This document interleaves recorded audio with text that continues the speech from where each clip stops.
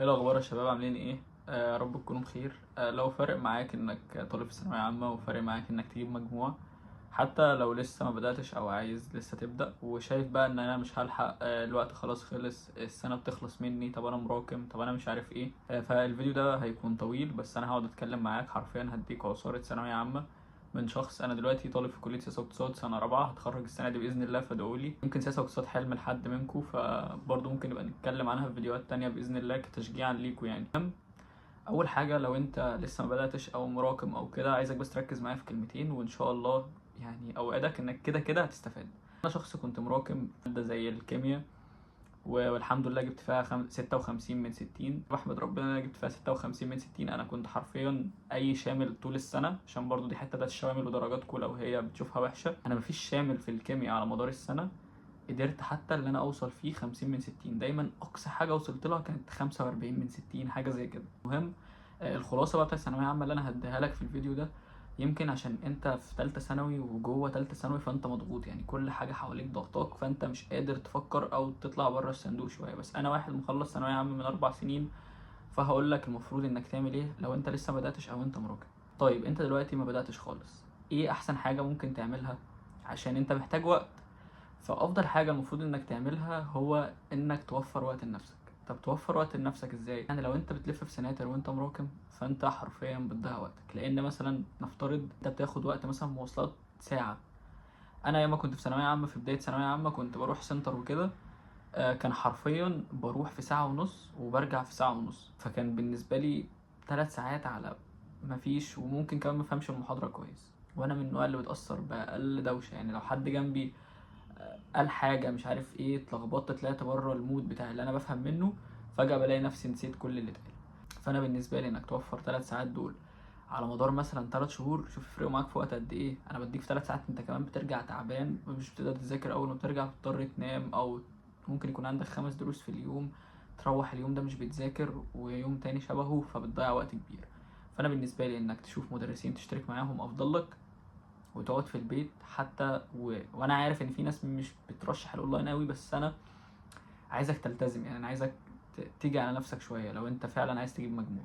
فانت المفروض تعمل ايه؟ المفروض انك اول حاجه تقعد وتختار شويه مدرسين تشترك معاهم، تمام؟ وما تمشيش ورا الشهره برضو، عشان دي نقطه مهمه جدا.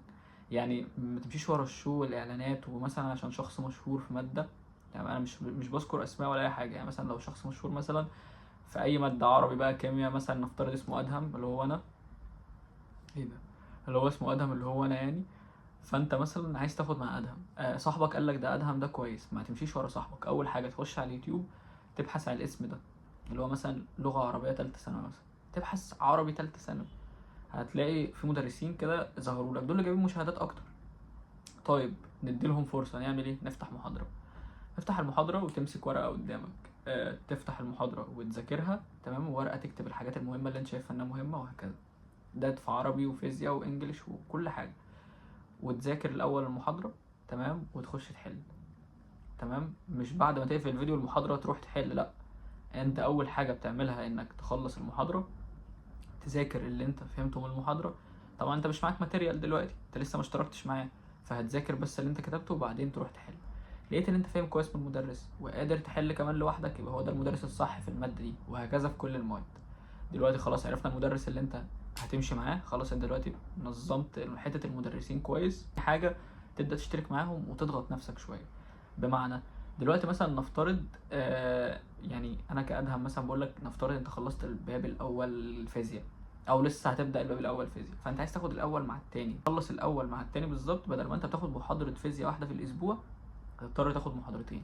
يبقى انت كده خلصت الباب الاول والتاني في نفس الوقت اللي انت كنت هتخلص فيه الباب التاني. ليه ممكن تحس انك كده مضغوط؟ هو انت ما هو انا عشان كده قلت لك لازم تقعد من السنتر وتقعد من اللف. انا يعني انا برشح دي اكتر بدل ما انت لسه ما بداتش، لان مش هينفع سنتر بامانه. انا بقول لك نصيحه مني انا، لان انا عملت كده برضه، بس انا كنت مراكم شويه يعني.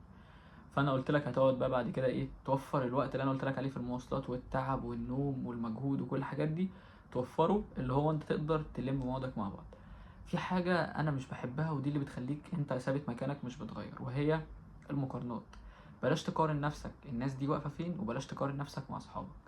المقارنات دي كفيله انها تهدم اي حد وتخليه واقف مكانه كده مش بيتحرك. يعني كل ما يبدا يذاكر يرجع تاني يتقفل، يقول لك طب ما يمكن انا بعمله ده على الفاضي وفي الاخر مش هجيب مجموع. انا اوعدك انك تلحق عادي، لان فاضل 7 شهور. 7 شهور مش مده صغيره. انت ليه شايفهم إنه مده صغيره؟ تاني حاجه، بلاش فيديوهات تحفيز، اللي هو واحد بسكراب، واحد في كليه طب، واحد في كليه هندسه، واحد في اقتصاد زيي تمام، يبدا يجي يصور لك عنده في الكليه ويحاول يقنعك اللي هو انت تقدر تجيب البتاع ده بمذاكره شهر. ينزل لك فيديو على اليوتيوب ويقول لك ازاي انا بدات في شهر 5 وجبت 97%. مبدئيا مفيش حاجه اسمها كده خالص. الفيديوهات دي عمرها ما هتشيلك من مكانك، بل هي بتديك دوبامين لمدة ربع ساعة، وانت ممكن تكون جربت كلامي ده وبعد ربع ساعة بترجع تاني تقفل الكتاب وتروح تنام. ابعد عن المقارنات، ابعد عن التحفيز، اعمل جدولك بنفسك. ما تروحش برضو لحد تديله فلوس يعمل لك الجدول، لان مفيش اي حد هيفهمك اكتر من نفسك، محدش هيخاف على مصلحتك اكتر من نفسك. وبلاش برضو تتعب اهلك معاك شويه، لما مثلا تاخد منهم 200 300 جنيه عشان حاجه ملهاش لازمه. انت اولى بيهم، اهلك اولى بالفلوس دي برضو. وانت صدقني تستحق انك تكون في مكان كويس. يعني انت مادام انت شايف نفسك شاطر وكنت على مدار حياتك شاطر، فبلاش تيجي تضيع منك السنه دي، عشان هتندم بعد ما تخلص ثانويه عامه مثلا لو هي مش فارقه معاك دلوقتي تمام. بس فجاه لو يعني لا قدر الله، يعني بعيد الشر، يعني باذن الله كلكم تخشوا كليات كويسه، بس فجأة تلاقي نفسك في مكان انت مش شبهك. يعني هتعيش أسوأ صدقني 4 سنين في حياتك، لأن ولا الناس نفس الدماغ ولا انت حابب المكان. فممكن تبدأ اللي هو تفكس للكلية كلها بسبب انك دخلت حاجة انت مش حاببها. فأعتقد الكلام ده ممكن يخليك حتى تقف على نقطة الصفر اللي هو انت تبدأ منها. فمن حيث انت تلحق، انت تلحق مراكم تمام. المراكم ده اموره سهله. مثلا انت بدات باب اول في الفيزياء، عايز الناس ماشيه دلوقتي هتبدا لسه في التالت اهو، تاخد تاني مع تالت بنفس الطريقه اللي قلت لك عليها، هتلاقي نفسك تمام ماشي تمام والمواد كلها تمام. بس انت برضو بلاش قلت لك تمشي ورا الترشيحات، ان واحد مثلا يقول لك المدرس ده كويس فانت تروح معاه. لا، انت ابحث بنفسك زي ما انا قلت لك، وتقعد تتفرج على محاضره واتنين للشخص، وبعدين تبقى تفكر انك تشترك معاه. وبالطريقه دي صدقني هتبقى كويس، وصدقني هتلم كل اللي عليك. بس يعني احسن حاجه في ثانويه عامه لو قدرت تقفل على نفسك.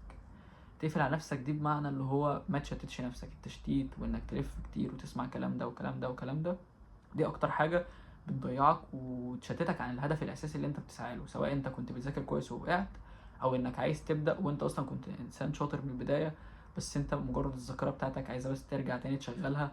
وما تفقدش الامل. لسه 7 شهور، أنا مش بكلمك واحنا في شهر 3، انا بكلمك واحنا لسه في نص 12. فقدامك وقت كبير. وباذن الله اي حاجه انتوا عايزينها اكتبوا لي تحت في الكومنتات ونعمل عنها فيديوهات جايه. وانا بس حبيت اصور لكم الفيديو ده لان حسيت ان هو مهم ويقدر يفيدكم. مش طالب منك اي حاجه، انا ولا عندي كورس ولا عندي اي حاجه انك تشترك معايا فيها، مجرد كلام من اخ لاخوه او من اخ لاخته. فلو استفدت من الفيديو اعمل لايك وسبسكرايب. مش عايز تعمل لايك ولا سبسكرايب، المهم انك تكون استفدت. واي حاجه انتوا عايزينها اكتبوا لي تحت في الكومنتات ونعمل عنها فيديوهات جايه ان شاء الله. اشوفكم فيديوهات جايه كتير. سلام.